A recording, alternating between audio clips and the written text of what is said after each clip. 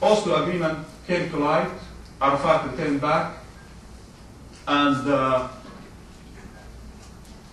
it was a tense situation, but because of the international support given to Arafat and Oslo peace agreement, and then the doors opened for the Palestinian leadership, Hamas was not keen to get involved in the first general election, which was held in 1996, to the extent that some of Hamas leaders who opted to be in favor of the election were extremely criticized. Even they branded as agents, and between them is the present Prime Minister of Hamas, Ismail Haniyeh. There were like flyers in the streets accusing him of being agent or trying to sell different things. Anyway, Hamas, 10 years later, they have changed their attitude. And even before the 10 years, year before the election, they thought that they would try their luck and get involved in a future election. They planned it extremely well. And I was told by Mahmoud al-Zahar, who was Hamas' first foreign minister, that they plan to take everyone in the world by surprise, including their rivals Fatah. So their advice to their followers, don't tell anyone for whom you are going to vote. If you've been asked by pollsters, ignore their question. If you've been quizzed, give them the wrong answer.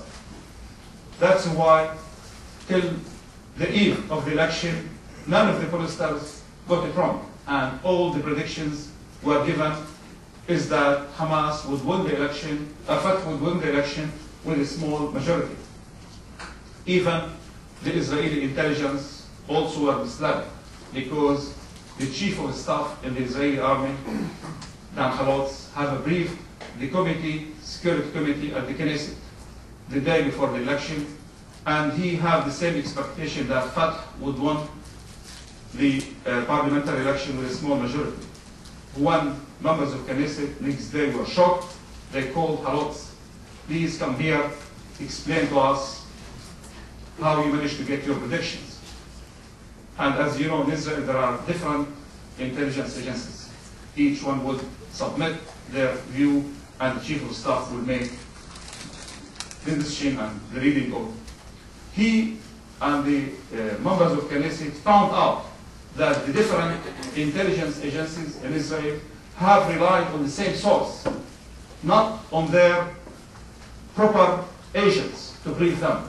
But it was, unfortunately, they relied on a Palestinian pollster known as Dr. Khalil Shikaki, who himself was misled by Hamas.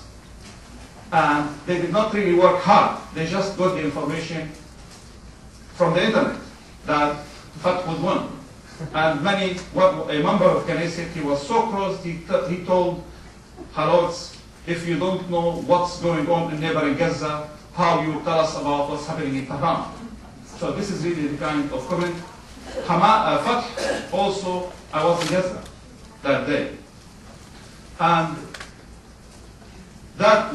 the hours followed the announcement of the results, I visited neighborhoods permanently occupied by people who are Fatah members.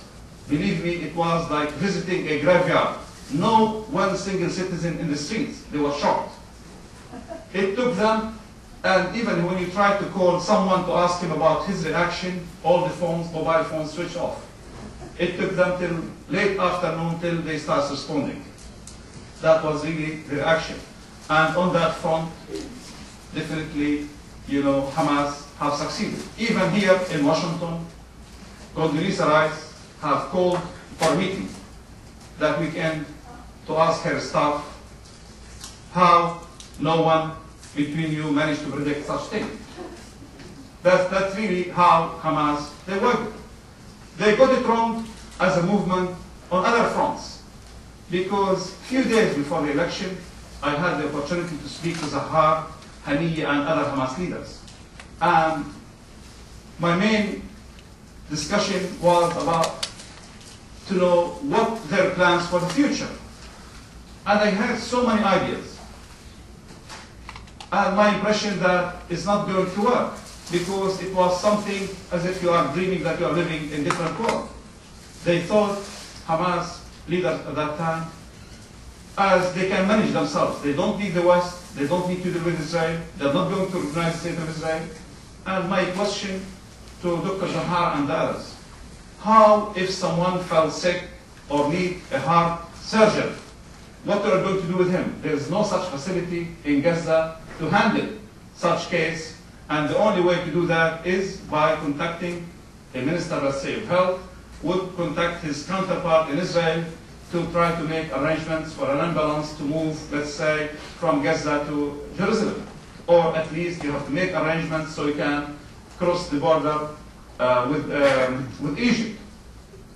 Anyway, the kind of answers he gave me at the time, we have received hundreds of phone calls from wealthy Palestinians, from wealthy Arabs. They said, not to worry, we can, do things to the extent that we don't need anyone. And if there is a need to talk to Israelis, we can do that through a third party. I told him, Mr. Zahar, but there are certain things, can't wait for a third party, because sometimes to get someone involved, you need 2-3 days. And if a small incident took place at Karni Crossing, where 80% of Palestinian daily needs come to Gaza from Israel through that crossing. If a single incident took place in that place, Palestinians can't afford to see that crossing closed for a day. So practically, you have no option but to have some kind of contacts with Israel. And as you know, Israel, from day one, have insisted that there will be no negotiation with Hamas as soon as they don't recognize us. To this point, many within the Palestinian movement, including their rival Fatah, were not really keen to see Hamas recognize Israel. And their explanation, what for? We have recognized the state of Israel. For more than 14 years, we've been negotiating. We achieved nothing. Our popularity is down. There's no hope. There's no solution. And in response, the kind of reaction which have been taken against Hamas was extremely cruel. Not because Hamas deserved or didn't deserve, because the kind of embargo which was imposed on a Hamas-led government, the only ones who have suffered as a result of it is the one who have believed in peace with Israel.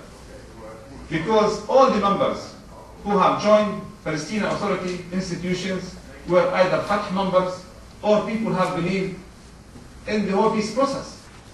Hamas as an organization, they don't have followers part of the Palestinian Authority institutions. They were against the whole process. And all along, Hamas have depended financially on the money received illegally via different channels, not naming at least the tunnels, which would allow Hamas to get whatever they need as soon as they have the money. Anyway, things have been developed, and one of the main things which really have took place, but it went without being noticed, not by the media, not by decision makers. What have followed the fighting which took place in January earlier this year between Hamas and Fatah. There was an agreement between both of them which took place in Mecca, in Saudi Arabia, and it was mediated by the Saudi king. This was, I believe, in spite of what had been said about Hamas recognizing Israel or not, is an extremely important decision taken by Hamas leadership. What was the agreement about? This agreement have given the Palestinian President, Mahmoud Abbas, a clear approval by Hamas leadership that he have the right to negotiate with the state of Israel, that Hamas as a movement would recognize, not only recognize, they are committed to all the agreements the Palestinian Authority have signed with Israel. I think on that front, I haven't seen any single comment to encourage Hamas for making such a commitment. A few weeks later, there was the Arab Summit in Riyadh. Also, Arab leaders, for the first time, all together, they have adopted what was called the Arab Initiative.